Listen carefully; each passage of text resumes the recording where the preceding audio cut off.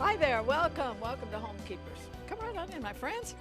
So good to be with you today, and I really feel a connection because we hear from you regularly, sometimes letter, email, whatever, and so glad that we can be connected this way, and I hope that you can stay with us because this is going to be a great program.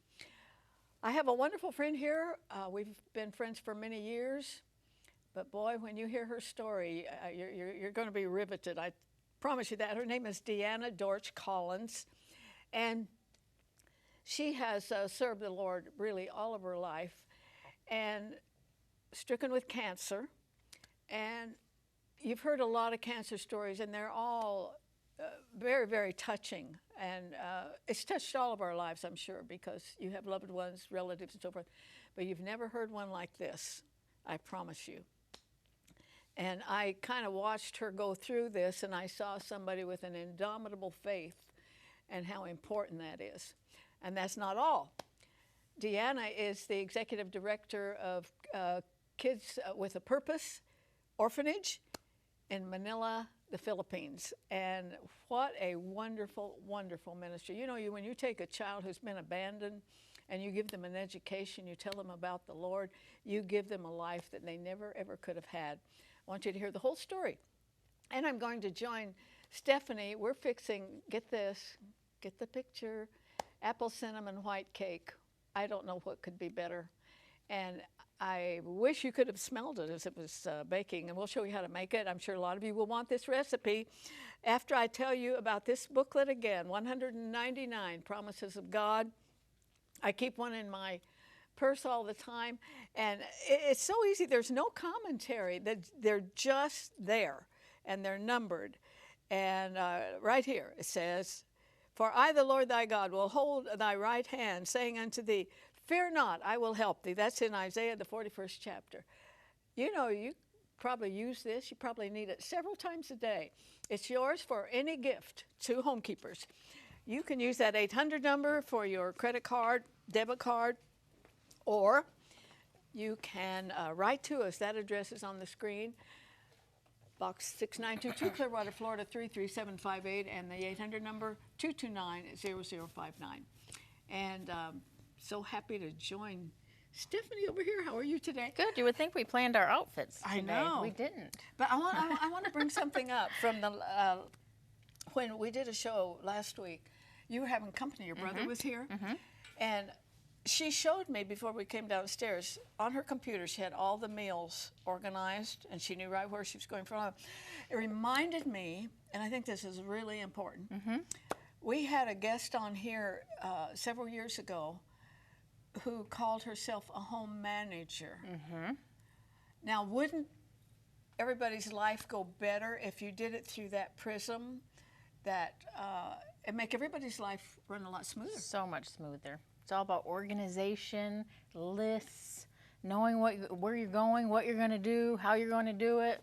And we're better than in your home. We have those in our office, you know. I'm going to add that to my resume. Yes. No. Home manager. Home manager. Well, you really are. Because sometimes, is it on Fridays when she'll get up, like, I don't know when, do her grocery shopping before she gets here? Yep, because I like to get out before all the crazy people do. That's a good reason. You go early in the morning and there's no one else at the grocery store. And I can get in, get out. If I have coupons, no one's standing behind me getting mad. So it's much easier for me. She's really taught us a lot. I appreciate it. Okay, so you have a third of a cup of brown sugar, a teaspoon of cinnamon. You're going to mix those together. Nope. You're going to mix these together. Sister, yes. First, mix those together. Then you're 1 apple chopped up, and you're going to mix that all together. Okay, and just because that's what the directions say, that's how we're doing it, right? You could have probably done it all, but let's do it right. I have a stick of butter and 2/3 cup of white sugar, and I'm going to cream those together. You're also going to spray the pan for me as soon as you're done with the apples. Okay. This goes in here. This this recipe, for all you coffee drinkers and tea drinkers, perfect. It is perfect. Yes. If you don't think I'm not taking a small piece of this upstairs and having a little afternoon cup of tea, if you think that, you're right. Okay, so I'm creaming together the the sugar and the butter, and then I'm doing 1 egg at a time. And getting that incorporated. This cinnamon smells It smells so good. so divine. Yeah. Now I put that in the oven upstairs, and I went back and someone had you taken it out? Because I had set the timer, but I never heard it. So thank the timer goodness was for screaming. I'll tell you who heard it, Wanda. Oh, good, because I sure didn't. One more egg, and then I'm gonna put in some vanilla. This marks a kind of a important time. This is the first time I've been given 2 things to do. She's got a lot to do today. So 1.5 teaspoons of vanilla. I'm getting that mixed up. So then, well, since you're done with that, I'm gonna put you to work. Okay. Here's flour. Yes. Put these together. That's baking powder, salt. Just those 2 for me first. Just mix those up. You know, so we put a little salt I am putting Arthelene Rippy to work today. It is so humid here. You put a little salt in something and it all sticks It's together. so by the humid, time which we is get why here. I'm wearing ponytails almost every day so I don't turn into the Lion King, okay?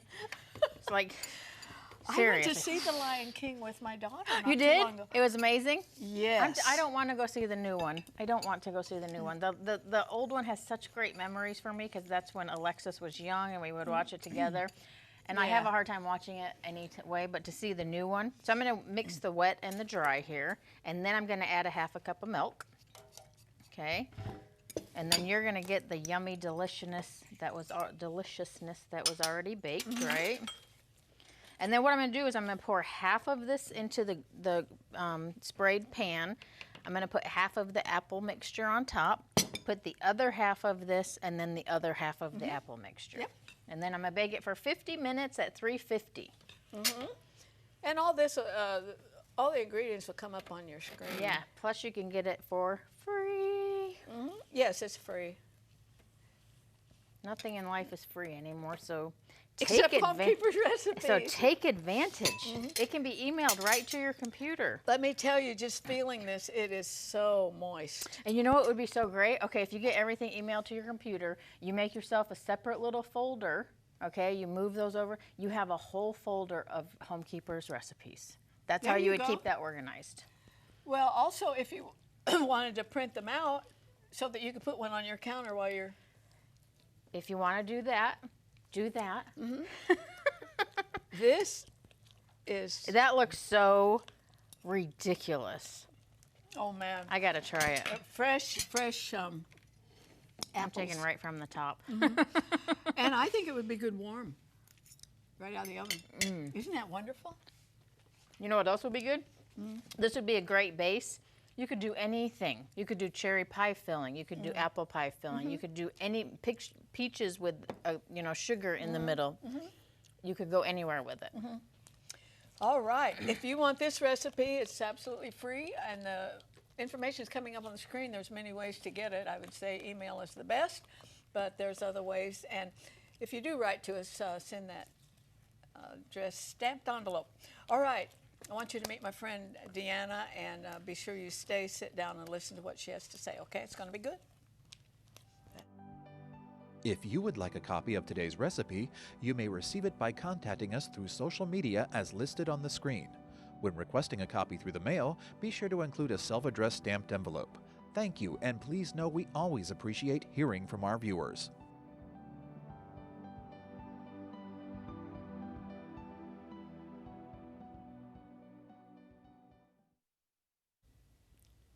Okay, I am so happy to introduce to you Deanna Dortch Collins. Her dad, Richard Dortch, is really the founder of our nighttime prayer show called You and Me. He was the one who started that. Yes. And did you fill in for him sometimes? I did. In fact, I was the first director. I had no idea what I was doing. You were the director. Because there was just like 3 persons. Uh-huh. I think, Dan, you have one of the staff here that was on the team with us. Wonderful memories. Wonderful And it's still memories. going strong. I'm so excited. I love doing that program. It might have been my favorite just to do. But the last time I did, I said, I can't. It throws your body clock It off does. for a long time. It does. It's because it goes on till like 3 in the 3 in the morning. morning. So, I want you to tell your story of your cancer battle, because who's not touched by cancer?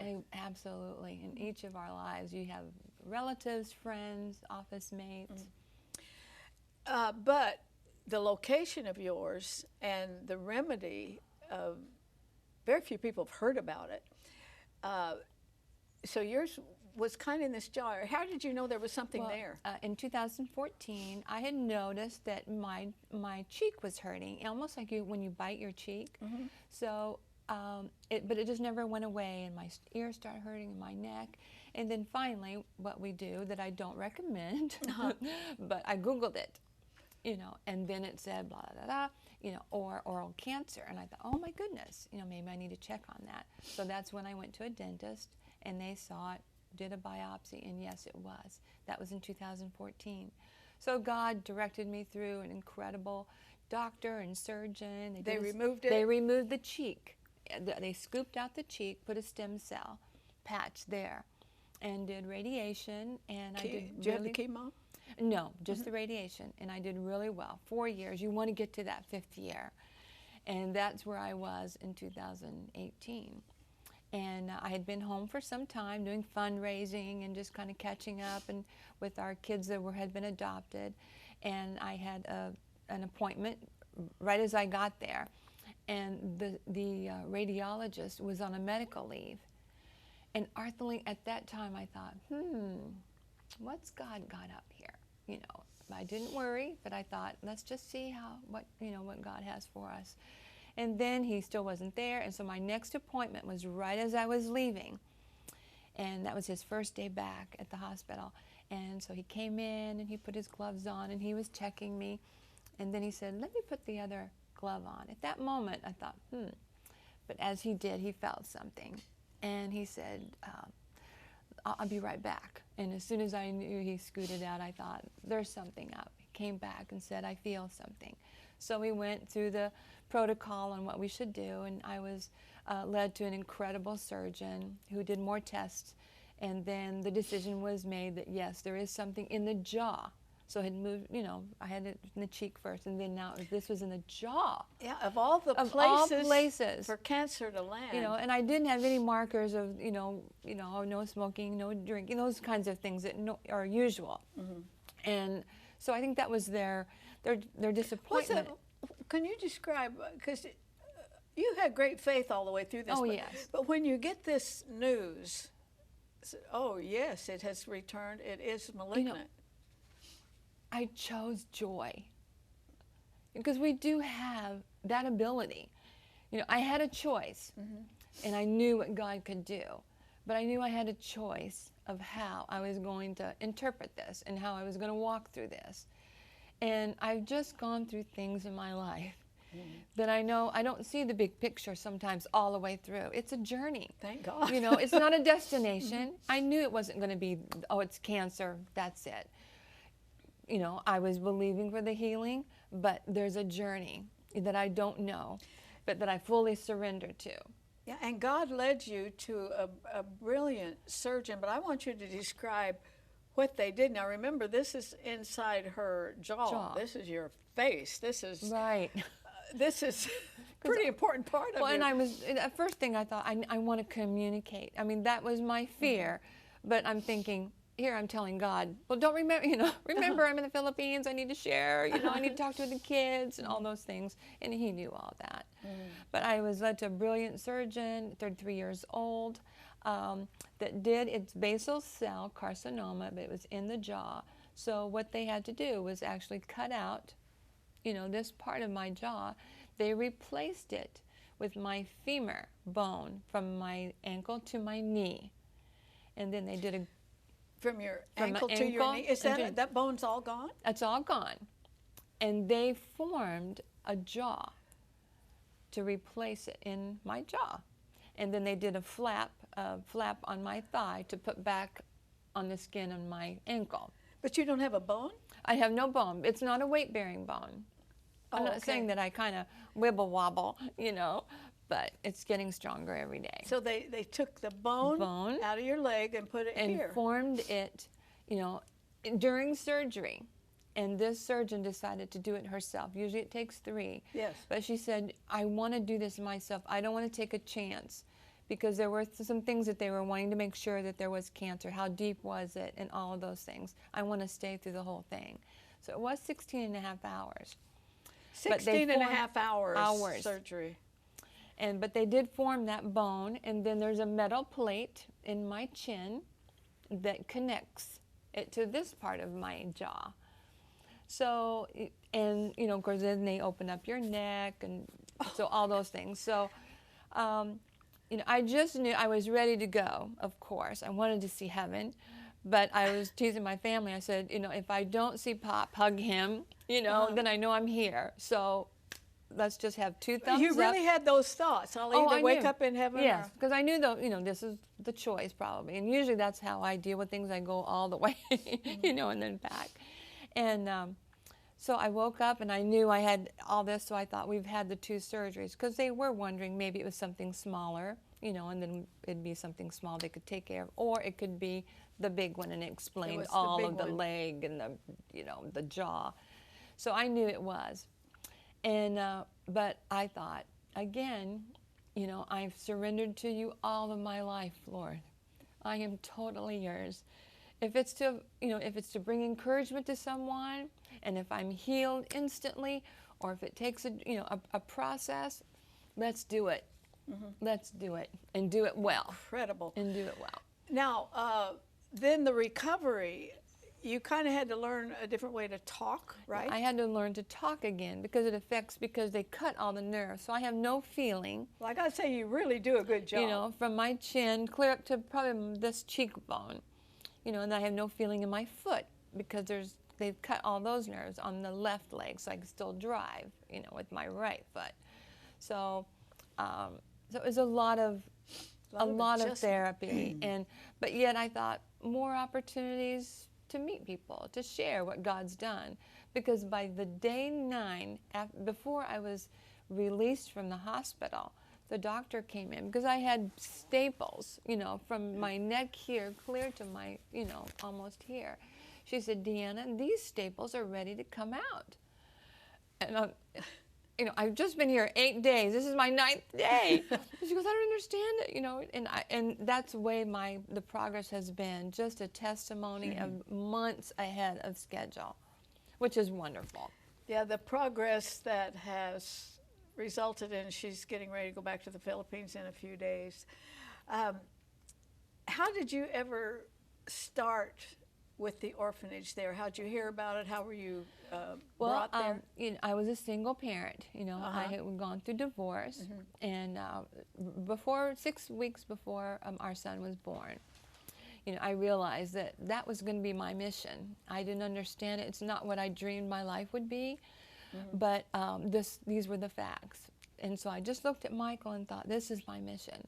So I did that, you know, so went through college, and then he met Marie, you know, and then they were going to get married. So I thought, okay, you know, now he's established. Thank you, Lord, for that promise.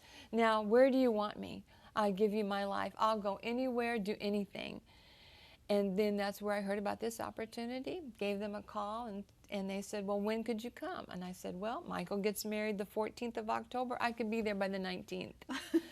And we might say Michael is a pastor in California. In California now. Let's show some of Deanna's children. It's called My Father's House. And that was the first name that it was given. And now we've gone through some transitions, and now it's Kids with Purpose International. Okay, look at how beautiful they are. Those just are some of them. Gorgeous people. Yeah, that's some of them. That's just some of them. We have about 38 now. That's a little girl that I found on the side of a building. She didn't speak. She couldn't walk. How old was she when you found her? She was about 18. She's 22, and she's just, you know, maybe 4 foot something. She's delayed, but I believe that she can hear. I know they say she doesn't, but I believe she can, and she's doing really, really well. And those are some of the rest of the kids. Those are beautiful people. Yeah. Now we try to let the children know and have a spirit of giving, and what they're really, we encourage them to be missionaries to wherever God leads them and wherever God gives them their forever home. So they take that very seriously. So we learn about different countries, different cultures. And some of them, they have these different costumes on to represent. Exactly. That's like our missionary our missionary day that we have in our churches when we have those emphases. Well, we do that in our own home, and we have our own outreaches. And they do all the artwork. That's all their brilliant creativity. I think they're kind of special. I know Yes. I'm prejudiced. Well, I've said on this program more than once, and I'll say it again, get them saved and then educate them. Yes, yes. Oh, goodness, you study to show yourself approved. Absolutely, and many of them have gone on to master's degree and have done really well in their different jobs, vocations. Our military services, there's about 5 already that I know of that have gone into the military and doing very, very well. Okay, now, Homekeepers, there's a website on the screen, and you can go there and you could donate. I hope you'll open your heart. When I have people on that they're educating them overseas, Linda Brown is doing that. Yes, I remember her. She was on our staff here for years, and that girl has gone over there and Yes, opened she a has. school. I'm so proud of her. Yes.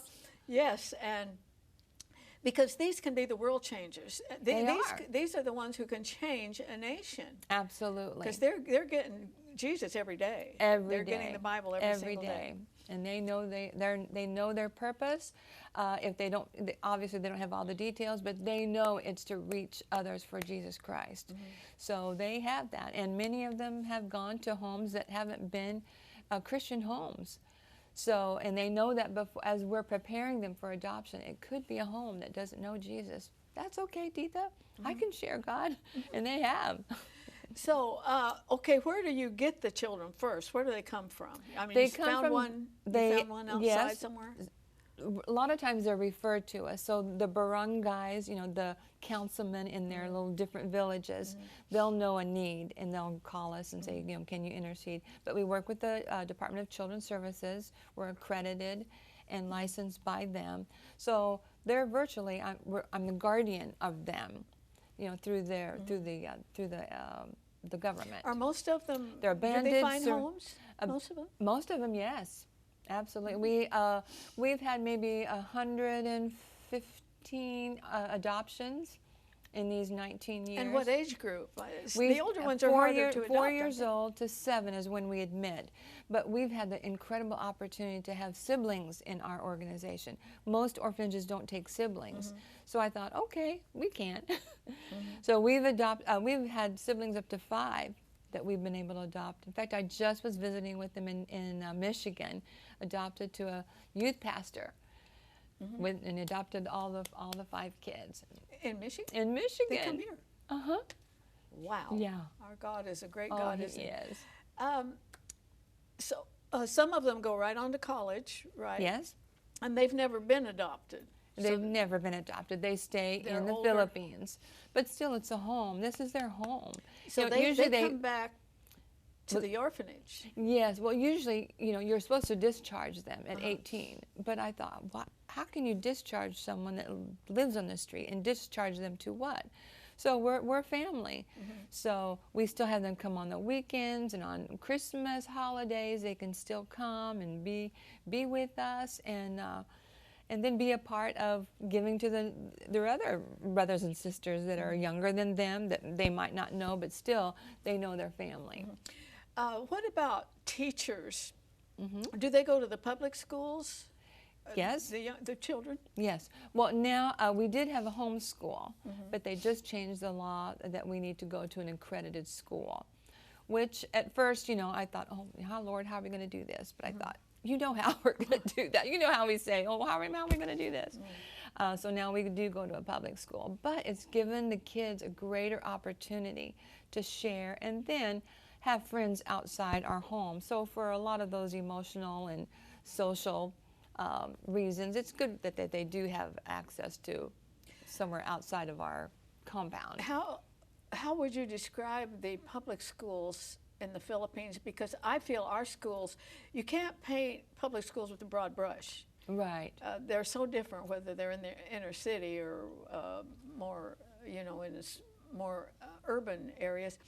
But there's awful things going on. They're trying to push the homosexual agenda. They got drag queens in libraries reading to children. It makes your blood curdle. Do you have that? We're going through those kinds of challenges Are now. you really? In our school system, and for me, a lot of our kids are 8, 9, and 10, but have never been to school. So to put them into kindergarten, you know, first, second grade at that age is difficult, and it's a lot of prejudices, of course, you know, in bullying. And the class sizes in the public schools are 75 to 90 in each class. With one teacher? With one teacher. So if you've never been to school, you don't know how to behave in school. So they just wander or just walk out. It's a shame you can't have your own school there.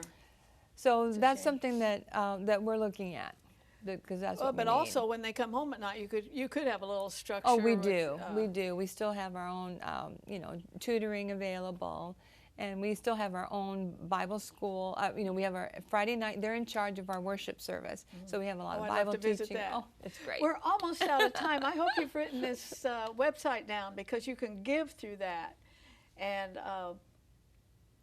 I'm telling you, you can trust this lady. I've known her. I can vouch for her. I've known her a long time. Her family, her mother is a saint. Arthelene. We love you. I think we've always called her Saint Mildred. I think we have. Yes, and it's not a joke.